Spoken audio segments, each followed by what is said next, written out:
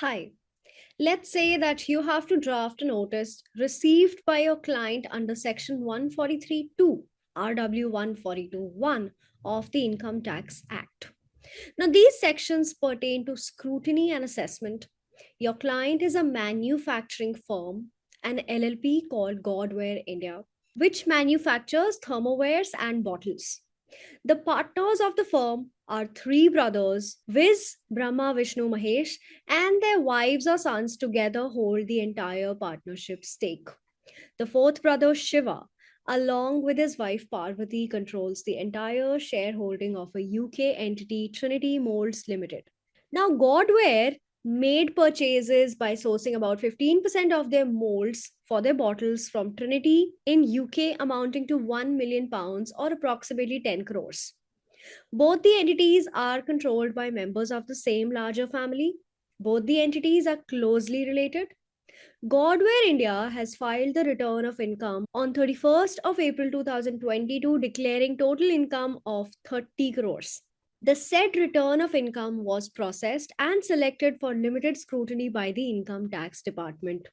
Consequently, a notice under Section 143(2) was issued from the Jurisdictional Assistant Commissioner of Income Tax asking Bhagwan Das Molds Limited not be considered as an associated enterprise within the meaning of Section 92A of the Income Tax Act 1961, and why the matter of transactions between the two companies should not be referred to the transfer pricing officer to ascertain the arm's length price. Your client was provided an opportunity to reply 30 days through the e-filing portal of the Income Tax Department along with supporting documents. Now you have to draft this response for your client.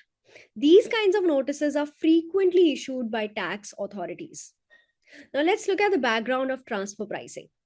The relevant term here is associated enterprises, that is AEs, which are companies or entities with close links, meaning they share control, management, or capital.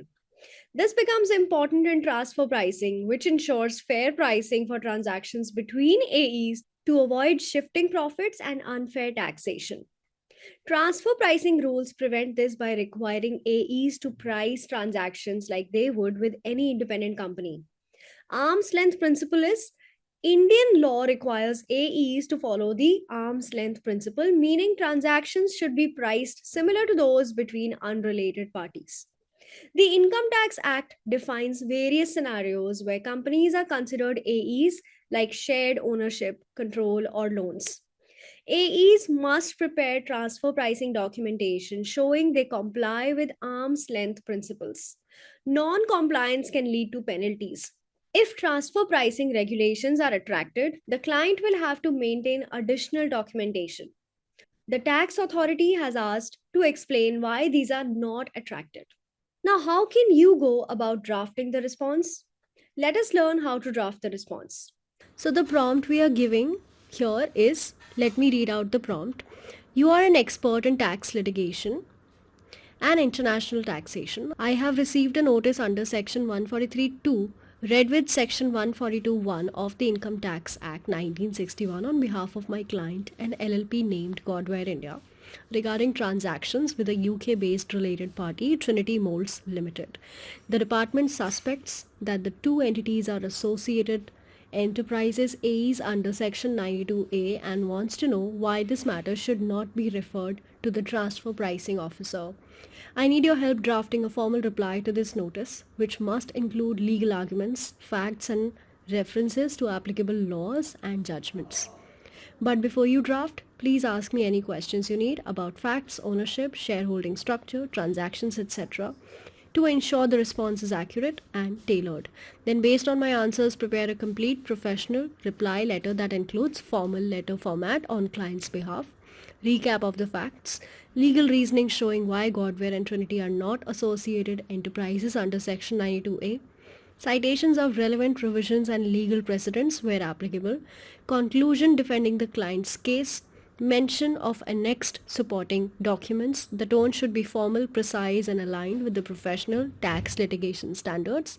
You may also mention areas where documentation should be annexed.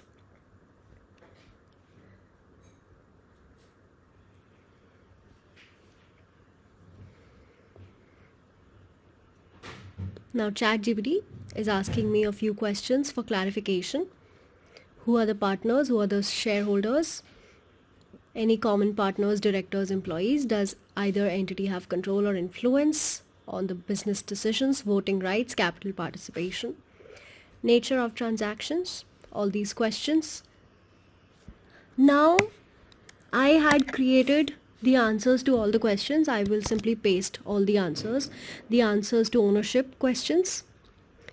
Then you have all the questions I have answered for the clarification of ChatGPT, and I enter these answers.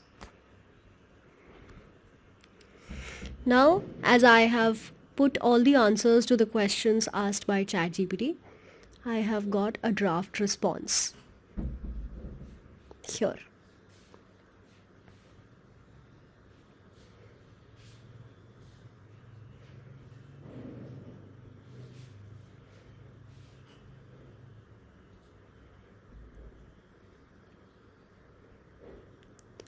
So first is the introduction part. Then you have the facts, the factual background. Then you have the legal analysis under section 92A. Then you have form 3CEB and transfer pricing documentation. And finally, the conclusion, supporting documents, and the sign off at the end of the draft.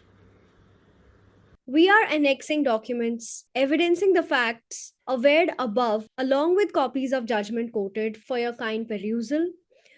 These, along with this letter, shall be taken on record as our submission and response to your notice seeking clarification. Many CAs and CS are concerned about their drafting skills. They do not draft on a day to day basis. That is no longer a problem now because you can now use AI to help. Let us show you how to achieve this through AI. You could try ChatGPT, Perplexity, or Google Bard. Now, I use ChatGPT. The link to this chat is also in the description box so that you can read it thoroughly whenever you wish to. Remember, without knowing the justification that you want to place forward, AI will not stick to the point and go off track. So, ChatGPT asked when we did not know what to do. It asked us useful questions for research.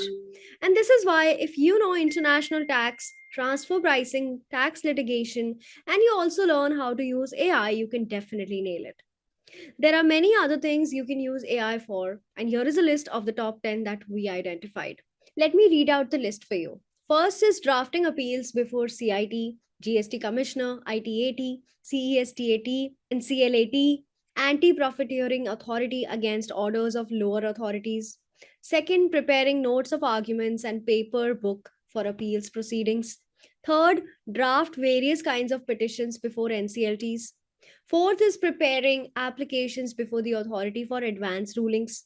Fifth is creating transfer pricing policy for group companies.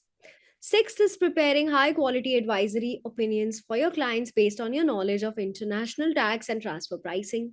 Seventh is preparing high quality templates for your juniors to use to minimize error rates. Eighth is creating free ebooks to educate your clients and win their trust by offering value first. Ninth is preparing high quality trainings on transfer pricing and international tax for business development. And 10th, creating educational videos for YouTube, social media, and podcast content to stand out from the competition.